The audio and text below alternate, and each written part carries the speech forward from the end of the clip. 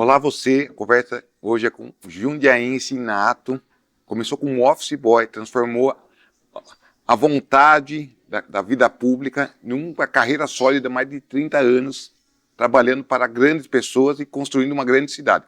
Seja muito bem-vindo, José Antônio Pademoski.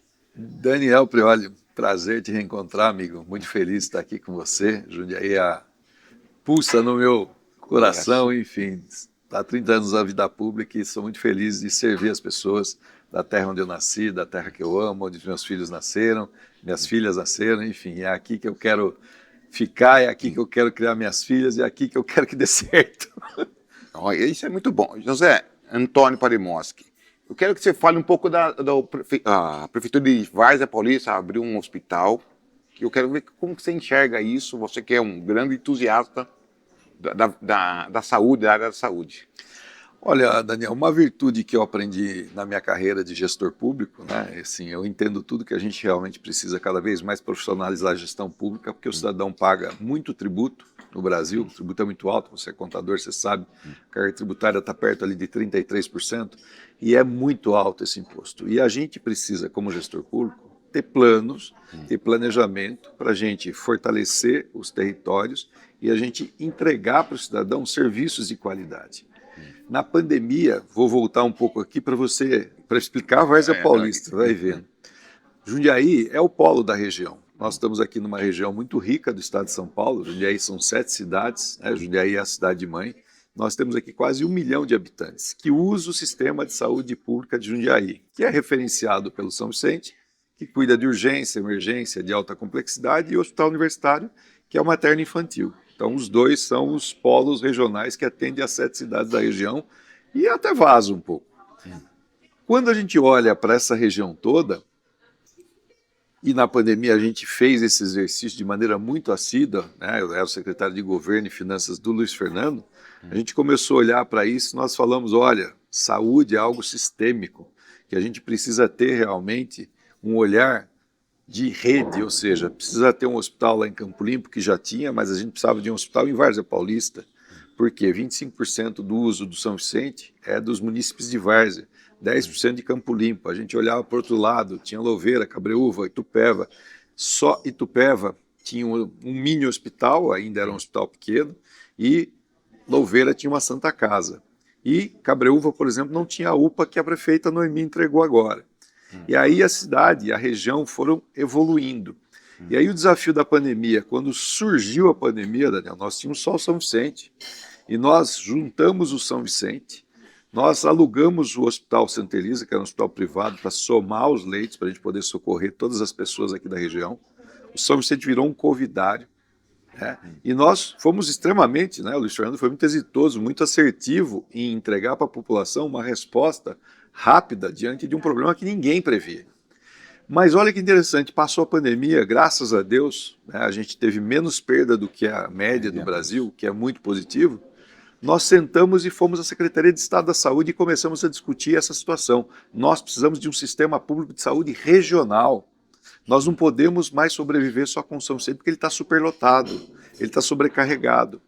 E aí o prefeito Rodolfo de Várzea, que é um guerreiro, que é muito forte, um prefeito decidir fazer um hospital, que o duro é manter, Daniel, não é fazer. O prefeito foi lá junto com o João Paulo, que é o vice dele, e construiu o hospital e entregou o hospital agora em parceria com o governador Tarcísio, em Várzea. E eu tive lá na segunda-feira retrasada e eu fiquei muito feliz de ver aquilo surgindo. Por quê? A pessoa que nasce em Várzea, Daniel, não falava que ela nascia em Várzea, porque ela nascia aqui no HU. Não que é ruim falar que nasceu aqui em Jundiaí, ao contrário, mas olha o orgulho agora do Varzino, da Várzea melhorou muito. Muito. E agora o pai, a mãe pode dizer, meu filho nasceu em Várzea Paulista. Isso não tem preço. Por isso que eu falo, aqui a gestão pública mostra que planejando, usando corretamente os recursos públicos, fortalecendo o território, você torna a região mais forte. O papel que nós somos gestores públicos temos que fazer, gente que trabalha no campo da política, nós temos que olhar para isso, Daniel, e fazer essa retribuição para o cidadão que paga muito imposto no Brasil. Como que fazer? Jundiaí está crescendo, né? Assim, como que espalhar para todos os bairros? Porque assim, hospital, mobilidade, esporte, educação. Olha, Daniel, é assim, a conta de crescimento é uma conta que a gente faz olhando para a perspectiva social, econômica e ambiental. A gente tem que olhar esses três eixos. É assim que a gente mede o desenvolvimento de um território. Isso não é aqui, estou falando no mundo todo. É uma maneira de você qualificar o seu crescimento. Jundiaí é uma das poucas cidades brasileiras que tem plano diretor desde 1969. O que é plano diretor para o seu telespectador, para o cara que está na internet acompanhando a gente aqui? É o uso ordenado do território. Você diz, ó, aqui você pode fazer casas, aqui você pode fazer prédios, aqui você pode só empresa, indústria, aqui você não pode nada porque tem manancial de água que abastece. Então, assim, você ordena o uso do território. E Jundiaí é uma cidade que tem esse ordenamento territorial desde 69. Para você ter ideia, a Constituição brasileira é de 88. Em 88, o legislador colocou lá, todos os municípios brasileiros têm que ter plano diretor.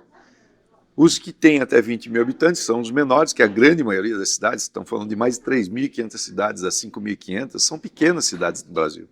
E o Brasil é um país de dimensão continental, e muitas foram fazer plano diretor só muito depois de 2010, em 2020. E nós temos essa vantagem. Agora, como é que você planeja a cidade? Você tem que realmente olhar para ela. Jundiaí é uma cidade de 370 anos, uma cidade antiga, que tem naturalmente, por exemplo, mobilidade, a dificuldade do deslocamento viário aqui, porque a gente não tem tantas vias radiais, nós não temos aqui aquelas grandes avenidas. Por quê? Porque a cidade foi crescendo, se desenvolvendo aqui ao longo do tempo. Só que você tem uma coisa que você precisa fazer, o administrador precisa ter um plano de mobilidade urbana. Nós, na gestão do Luiz Fernando, nós aprovamos um plano de mobilidade urbana. E nós previmos ali a construção de diversas vias que ajudam a desafogar o trânsito. Resolver é difícil, mas ajudar a distribuir o trânsito e melhorar a fluidez, né, e o tráfego, deslocamento de um ponto a outro, isso é obrigação do administrador que planeja a cidade. Então você tem que olhar para o plano diretor para você realmente dosar o crescimento, porque você tem que ter saneamento. Por exemplo, Jundiaí é uma das poucas cidades que tem saneamento básico no Brasil, completo. Por quê? Nós estamos aqui investindo desde lá da década de 80 em sistemas de abastecimento de água, represamento de água, trazer a água do sistema Cantareira para cá, do rio Atibaia, que ajuda a abastecer a cidade e não falta água. Lembra da crise hídrica 14 e 15? Jundiaí não sofreu com falta de água, porque investiu antes. Nós, inclusive, quando deixamos o governo em 24, nós deixamos um planejamento todo pronto para o Vetor Oeste ter um sistema novo de abastecimento de água, para poder ampliar a capacidade de oferta de água. Nós deixamos a reforma da estação de tratamento de esgoto, porque Jundiaí tem tratamento de esgoto desde 95. Uma das poucas cidades, isso inclusive é ouro, porque traz empresas, traz emprego, traz investimento, porque a cidade que tem tratamento de esgoto tem sustentabilidade. Aí volto a falar para você, a questão ambiental é importante. A questão econômica não é, sozinha ela não anda, com a sustentabilidade junto ela anda bem. E aí você forma o ciclo. Então, nós temos esse investimento aqui que propiciou o desenvolvimento e qualidade de vida de Jundiaí. Nós temos que continuar investindo nessa dosimetria, ou seja, desenvolver com condições de você planejar a cidade. Quando você espalha a cidade, lá atrás, por exemplo, o movimento das cidades brasileiras é se espalhar. Isso fica mais caro. O sistema de transporte lá na ponta é caro. Colocar o cidadão lá na ponta, depois ele tem que pegar o ônibus para vir trabalhar no centro. Então, hoje já está convencionado no mundo que verticalizar, por exemplo, é mais economicamente viável porque a infraestrutura está pronta. Você não precisa fazer a infraestrutura. Se otimiza o uso da cidade. Então você tem que olhar na perspectiva territorial, ordenamento urbano, saneamento básico. O plano de mobilidade é o mais complexo. Nós somos, Daniel, você é um contador, gosta de números, nós somos a 5ª cidade mais motorizada do Brasil. Toda a família tem 3 ou 4 carros. Pois é, e aí quando você vai para as ruas, que uma cidade de 370 anos, você naturalmente tem mais dificuldade do que você andar, por exemplo, em Palmas. Palmas é uma cidade planejada, que é muito jovem, e que dá para você fazer avenidas largas, que cortam a cidade na sua inteligência do deslocamento. Jundiaí nasceu a partir da ferrovia. Você pode ver a Avenida União dos Ferroviários. Por que ela chama Ferroviários? Porque ali passava a estrada de ferro. Quando deixou de ser estrada de ferro, nós fizemos a avenida, o viário urbano.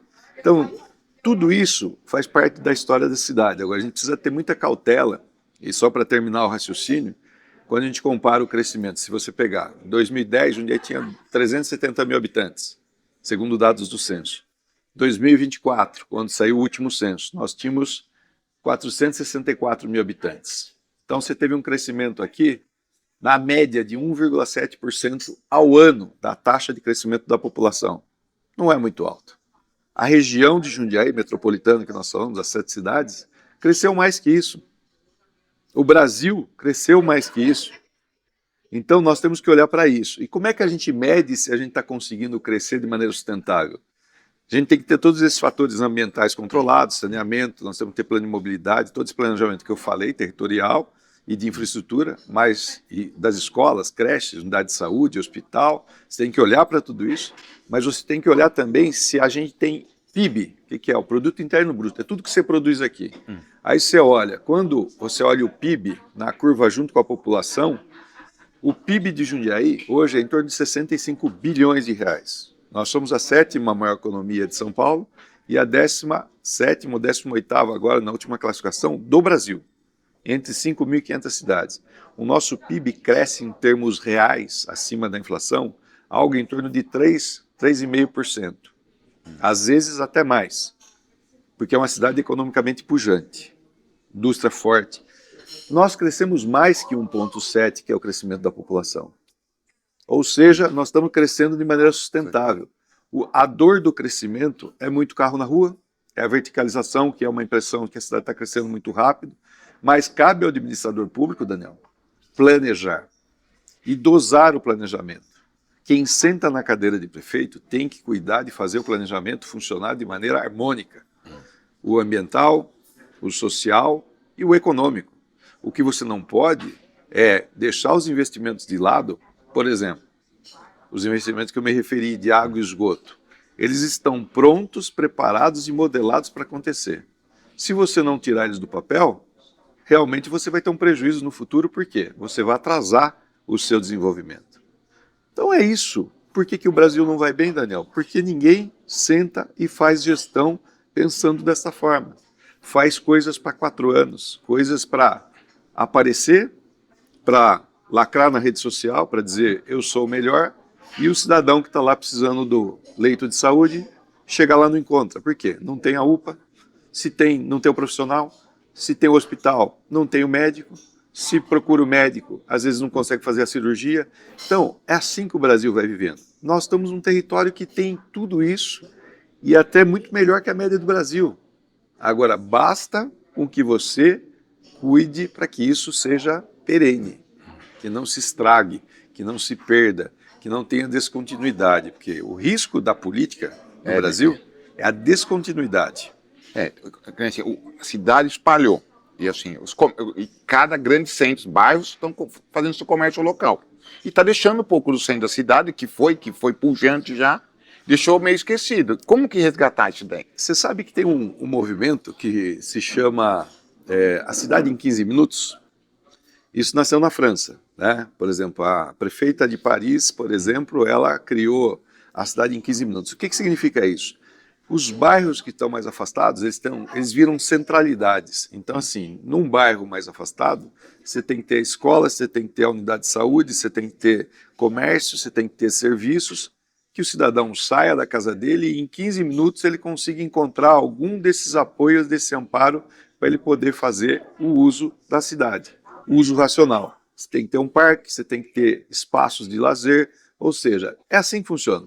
Então, este planejamento nós construímos aqui em Jundiaí, nessa última versão que nós estamos falando, por exemplo, quando você olha para o Novo Horizonte, eu vou pegar um bairro mais distante, que está lá a 20 quilômetros de distância aqui da região central de Jundiaí. Lá, quando nós chegamos, nós fizemos um pronto atendimento, que virou uma UPA, que é um mini hospital. Por quê? Porque ele está distante aqui do São Vicente. Ainda o São Vicente é a urgência e emergência, a referência regional, mas ele lá, ele consegue fazer atendimentos de média complexidade.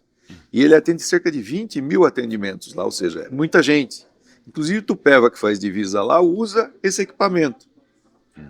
Então veja você que a inteligência de você ter naquele território um equipamento de saúde. Nós tínhamos escola, nós construímos uma creche nova lá que precisava, por exemplo. Lá na Residencial Jundiaí, nós fizemos a creche. Fernando de Favre. Agora, naturalmente, precisa de mais uma creche? Sem dúvida, que deve estar precisando até em razão do número de crianças que tem ali na região. Mas você tem que acompanhar esse planejamento, de novo, com os investimentos correspondentes para que ele seja qualitativo, para que ele responda ao cidadão que precisa do serviço público, que precisa desse deslocamento, desse rápidos serviços na ponta ali do seu portão aberto, ele consiga achar esses serviços. E é assim que o mundo está se desenvolvendo de maneira inteligente. Quando eu fui a Paris, numa missão técnica que nós fizemos para estudar os meios de mobilidade. É o lugar onde eu vi uma maior integração de transporte. Metrô, trem, ônibus, VLT, bike, patinete e pessoas andando a pé. Tem muitos lugares para caminhar. Então, assim, o sistema de mobilidade, ele se integra, que é o plano de mobilidade que nós temos que, inclusive, colocar isso cada vez mais em evidência. Nós deixamos 3 obras estruturais, 4 na verdade, porque uma delas a gente começou a fazer, o prolongamento da Avenida Frederico Osannã, parando ali no 9 de julho. Você lembra que ela terminava ali? Nós esticamos ela até que a turma fala daquela ponte, que é uma ponte tecnicamente feita por projetistas e engenheiros de Jundiaí e do estado de São Paulo, e que depois que tiver o túnel passando por debaixo da rodovia João Cerezer, ela vai criar um meio de mobilidade para o Xangai, que está ali do outro lado, e depois vai ter uma ponte, um pontilhão, passando por cima da Anhanguera e levando para o Distrito Industrial e seguindo na Prefeitura de Isla Torre e sai lá na UPA do Novo Horizonte. E hoje, onde está congestionado? A rodovia Dom Gabriel, que vai para aquela região. Então você distribui o trânsito. Essa é uma obra importantíssima, que as pessoas talvez ainda não tenham entendido, porque ela não cumpriu ainda toda a função dela, porque ela está atrasada na sua entrega. E as outras 3, a Luiz Orzetti na Ponte São João, ligando Colônia, Ponte São João, na Avenida Ferroviários, que vem para esse eixo de mobilidade que eu falei. A outra, a Avenida Beta, ali no Distrito Industrial, o quilômetro 65. Nós temos uma transposição que nós tratamos com a Autoban à época, que agora é Motiva, passando por cima da Anhanguera, que leva lá para o Tulipas, do outro lado da rodovia dos Bandeirantes. E a última, que nós fizemos, um projeto, foi de duplicação da Reinaldo Porcari, Medeiros, uma região altamente hoje. Medeiros, quando começou, meu caro, eram chácaras de recreio. Ele não era o bairro que ele é hoje. E ele está se transformando num bairro onde você tem realmente muita qualidade de vida, mas você tem um risco. Por quê? Todo mundo que está ali tem carro. Os empreendimentos estão saindo dali, estão usando a rodovia. Rodovia não é para se deslocar para você ir para o meio urbano. Então teria que ter feito marginais na rodovia, mas não tem espaço ali para marginais. Como é que você faz? Você tem que criar alternativas para isso. Então deixar esses projetos e continuar, porque nós tínhamos uma operação de crédito com a CAF, que é um órgão de fomento aqui da América do Sul. Nós ficamos aí com 450 milhões em caixa, pronto para o prefeito dar continuidade. Agora de novo, o que estraga o Brasil na política é a descontinuidade, é mudar o planejamento. O planejamento de uma mobilidade urbana, Daniel, ele não é uma escolha de um prefeito, ela é uma escolha de uma década. Ele é a escolha de você ter ou não soluções para os problemas que vão aparecer, porque se você não fizer, você vai falar, poxa, a gente tem um problema. Se você fizer, nós temos sim que continuar pensando no planejamento sempre de maneira contínua, mas você tem um problema menor. É o imediatismo, né? Na verdade, agora estamos em campanha, deputado federal e estadual, cada um vem quer mexer no que está pronto, né? Que está dando certo. Troca o lateral, não sabe se o lateral vai corresponder, né? Isso que nem me fala. Falar de lateral, lembra do Brasil. Rapaz. Daniel, a política brasileira, ela precisa amadurecer muito. O brasileiro precisa valorizar o voto. Quando ele quer mudar uma realidade, ele precisa mudar aqueles atores que promovem o desenvolvimento daquela realidade. Quando não chega para ele aquilo que ele precisa, tem alguma coisa errada. E aí, quando ele delega, por exemplo, 77% dos brasileiros não se lembram quem votou para deputado federal ou estadual em 2022. E é uma desconexão. Veja, nós vamos ter eleição agora, são 6 votos que o brasileiro vai fazer. Deputado federal, deputado estadual, 2 senadores, vão votar para 2 senadores, são 3 por estado e 2 serão escolhidos, mais governador e presidente da república, são 6 votos. E o brasileiro está olhando para isso, muitos inclusive você sabe que tem eleição esse ano. Entendi. Vou votar para prefeito de novo? Não, não é prefeito, agora é eleição geral. E aí, Daniel, você precisa ajudar a conscientizar, e eu sei que você está fazendo isso nesse podcast, ajudar a conscientizar as pessoas que têm candidaturas locais. Eu sou a favor do voto distrital. O que é o distrito? Nós temos um distrito aqui, as 7 cidades da região metropolitana compõem um distrito. E é muito interessante que se você tem um representante que conheça os problemas da localidade, da realidade daqui, eles naturalmente podem fazer muito mais e eles podem representar melhor o seu eleitor, o seu cidadão, o seu munícipe. Por quê? Porque ele conhece o problema daqui. Ele conhece a dor daqui. E se ele virar um representante no Congresso Nacional, por exemplo, você vai ter uma representação qualificada. Por quê? Se a nossa região é forte, esse representante pode torná-la mais forte. Como? Um deputado federal hoje tem 40 milhões por ano de emendas. Metade delas impositivas, que ele pode trazer recursos para a saúde, que são fundamentais para o São Vicente, para o Grendac, para a Teal, para o Marati, para o Braille, para todas essas instituições que prestam serviços SUS para a população. Veja você como isso é importante. Importante isso. E se você não elege alguém da região com vínculo nesse território, o que vai acontecer? Esse recurso vai para aquele que foi eleito lá numa outra região e ele não vai vir para cá. Por isso que é importante, né, que a gente tenha essa característica, né, do voto regional, do voto distrital, eleger alguém que conheça a sua região, que está próximo de você e que depois você consiga cobrar, que você consiga puxar ele pelo braço e dizer: as dores que eu tenho você conhece e eu queria que você fosse lá em Brasília ajudar a representar para poder ajudar a resolver. E sozinho são 513 deputados. Eu trabalhei no Congresso de 99 e 2002, na época de Fernando Henrique, um outro tempo, mas assim, meu sentimento, a minha impressão é que os melhores parlamentares que traziam respostas melhores para os seus eleitores, munícipes, eram aqueles que tinham sido prefeitos. Sabe por quê? Ele conhecia a realidade do local, ele conhecia o território, ele conhecia as dores, ele trabalhou para, inclusive, ajudar a sanear essas dores, melhorar essas dores. Ele ajudou a fazer hospital, ele ajudou a fazer pronto atendimento, ele fez escola, ele fez creche, ele melhorou a segurança. E aí, quando ele vai a Brasília, ele senta na discussão: como eu qualifico o recurso para levar, para poder melhorar o desenvolvimento daquela região? Se ele foi prefeito, ele tem uma qualidade muito maior do que aquele que não foi.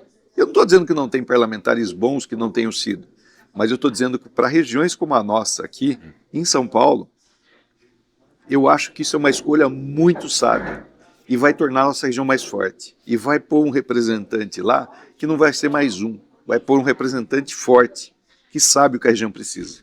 Com o voto distrital, acaba aparecendo muitas figuras que nunca tiveram uma representatividade política. Como você enxerga isso? É a Copa do Mundo, Daniel. É a Copa do Mundo. É assim, aparecerão sempre os candidatos. Olha só, vou te dar o dado. Você é um homem de contabilidade. Jundiaí tem a região de Jundiaí tem 630 mil eleitores. Quando a gente olha só para Jundiaí, para ficar mais próximo aqui da nossa realidade, são 336 mil eleitores. 230 mil eleitores vão votar. Mais de 100 mil não votam. Eles não vão às urnas. O eleitor está desacreditado do sistema político e é ali que ele pode mudar essa realidade. Muito bem, desses 230 mil, 30% dos eleitores votam em candidatos Copa do Mundo, candidatos de fora, candidatos que aparecem só no momento eleitoral ou que não têm nenhum tipo de vínculo com o território, não conhece as dores daqui e vai tratar de maneira genérica se trouxer algum recurso para cá. Então veja você, isso é um risco. E aí você fala: poxa, mas o candidato local que conhece, que está preparado, que conhece as dores, que está mais influenciado aqui pelas questões regionais, esse aqui vou deixar de lado? Jundiaí não tem a sua eleição de um deputado aqui há 12 anos. Desde 2014, o último deputado federal foi Miguel Haddad e o último deputado estadual foi Luiz Fernando. É que o Luiz e Miguel se elegeram. O Luiz foi federal em 2010 e o Miguel estadual em 2010 até 14. Em 14, o Miguel virou o federal e o Luiz virou estadual. E depois o Luiz veio candidato a prefeito. Então foi nosso último representante no Congresso Nacional e na Assembleia Legislativa. Então veja você o quanto é importante que o cidadão saiba, de novo, quem são os candidatos, qual é a diferença de você entregar o voto para um candidato que não é aqui da região e qual é a diferença de entregar o voto para um candidato que conhece a região, que sabe das dores da região, que sabe como, inclusive, estimular para que o desenvolvimento chegue aqui com qualidade, trazendo os recursos, por exemplo, para o São Vicente. Veja, eu vejo às vezes alguma fala que, olha, mas se o Luiz Fernando se eleger, o Luiz Fernando vai ajudar o prefeito. Com Você certeza. sabe por quê? Na hora que o Luiz Fernando traz recursos para o Hospital São Vicente, ele está ajudando não só o prefeito que está governando agora, mas ele está ajudando toda a região metropolitana que ainda usa o São Vicente como urgência, emergência, alta complexidade. Veja, São Vicente cuida de cardíacos, oncologia, Que é referência, traumatologia e neurologia. São 4 complexidades que o hospital só aqui tem. Os outros vão cuidar mais da média complexidade e da urgência do dia a dia. Então, esse sistema que a gente falou lá no começo, ele tem muito mais inteligência a partir, inclusive, de investimentos que você faz, qualificando a saúde que você vai entregar para o seu munícipe. Então, é um ganho de qualidade. Você sabia que o Braille, que cuida principalmente da deficiência visual, né? A gente tem um volume de gente que usa esse equipamento gigantesco. Os maiores convênios que nós temos aqui é o São Vicente, depois o HU, depois o Braille. E que se a gente não fortalecer, ele perde a capacidade de dar respostas para esse cidadão, para esse município que precisa do SUS para poder cuidar da sua questão da deficiência, da sua questão, por exemplo, catarata, um problema crônico que a gente tem. Se a gente para de fazer os mutirões de catarata, a fila aumenta. E a pessoa que depois que envelhece, que tem um problema de catarata, e agora essa régua da idade está baixando, eu vou dizer para você, ele acaba incapacitando a pessoa para o trabalho. Veja você a consequência disso. Então é importante que você tenha essa inteligência do sistema público de saúde, né, bem focado. E aí quem conhece a região? Os candidatos que estão aqui. E aí o eleitor entender que é o momento dele fazer um voto menos emocional e mais racional. Eu sei que não é uma tarefa fácil, porque o eleitor vota na emoção e não na razão, mas ele tem que fazer uma parada técnica, Daniel. A gente pede muito isso. Primeiro, procure saber quem são os candidatos que têm compromisso com a sua região. Segundo, procure saber se ele tem experiência para isso. Terceiro, procure saber quais são as propostas dele.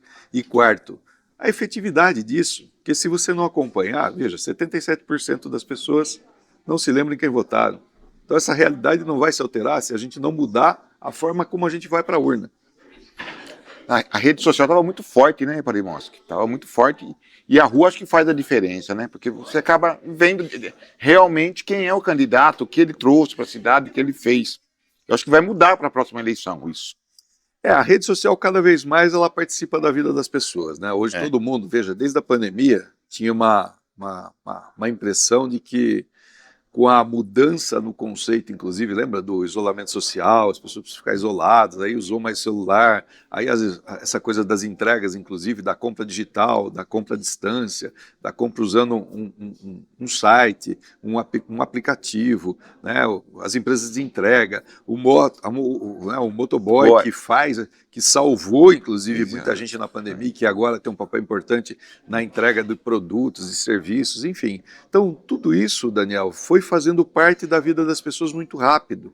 E é um meio informacional, que é uma plataforma gigante, onde muita gente, inclusive, acaba se perdendo no uso pouco qualificado da rede, mas que ela pode ser utilizada, por exemplo, para ajudar nesse processo de escolha.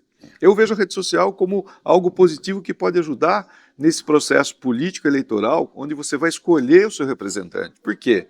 Ele tem os registros ali, a internet ela registra todos os fatos, os eventos, os momentos, aquilo que é bom, aquilo que não é bom. Agora, você precisa qualificar essa informação.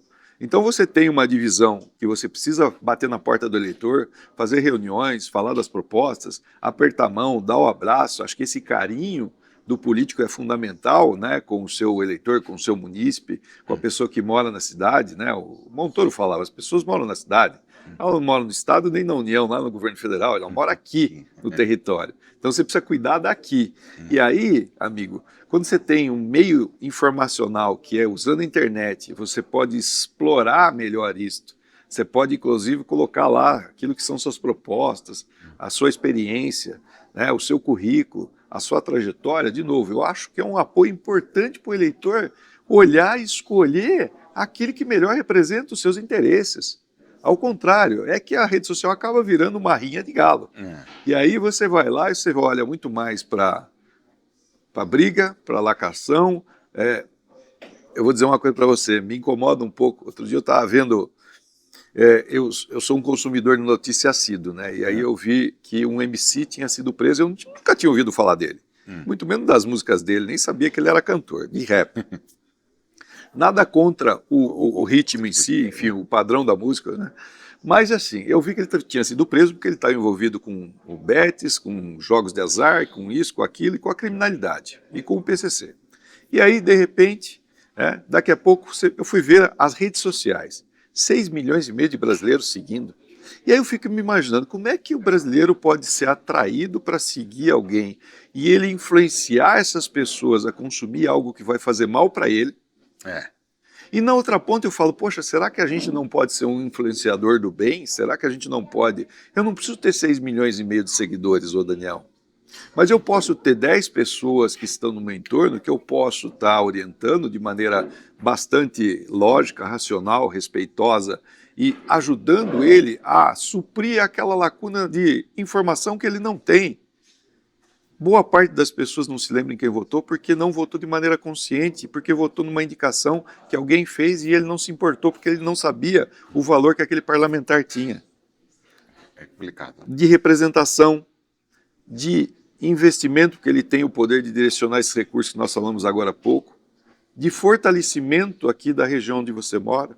Quer dizer, você vai abrir mão disso para você votar num influenciador que indicou alguém que é super bacana, que é ultra pop e que depois nunca mais vai voltar aqui, que não vai voltar no São Vicente, que não sabe o que é o Grendac, que é o hospital que trata do câncer das nossas crianças, não sabe o que é o Braille, ou seja, o que você prefere? Então, assim, eu acho que a gente precisa fazer um apelo para que o nosso cidadão, o nosso eleitor, ele seja o influenciador daquele grupo de pessoas com quem ele convive, primeiro, informando quem são aqueles que são candidatos aqui da nossa região, quem são aqueles que têm experiência para poder representar você com dignidade e respeito, quem são aqueles que conhecem os problemas daqui e que vão dar respostas objetivas e concretas para esses problemas, para que eles se resolvam.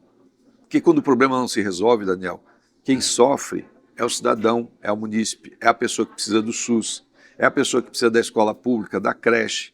E aquele que não precisa, ele não se importa. Então nós temos que botar a mão na consciência e falar, oxa, eu tenho aqui a rede social como um apoio muito tecnológico que pode me ajudar nesse processo.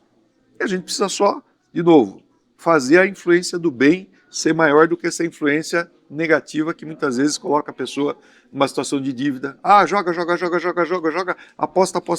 Mas você tem o dinheiro? Daqui a pouco, o seu prato da mesa que você tem que colocar, você vai se ver em maus lençóis, vai ficar endividado, não vai conseguir comprar, não vai conseguir nos fazer o supermercado. E aí o que vai acontecer? Você está lá travado no Serasa. Então veja você a consequência disso.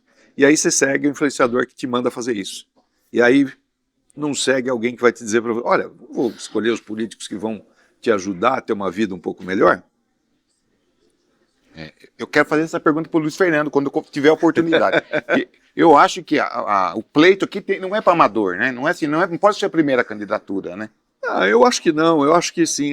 De novo, a gente precisa fazer essa avaliação, quer dizer, quem que pode melhor representar a região? Quem melhor conhece os problemas que você vivencia aqui? Quem tem mais capacidade, experiência e chance de poder representar você com dignidade, como eu disse, respeito, usando corretamente o recurso público? Porque veja, o deputado vai ter 40 milhões por ano, no mandato são 160 milhões que ele pode destinar para uma região e para os equipamentos que fazem a diferença na vida das pessoas.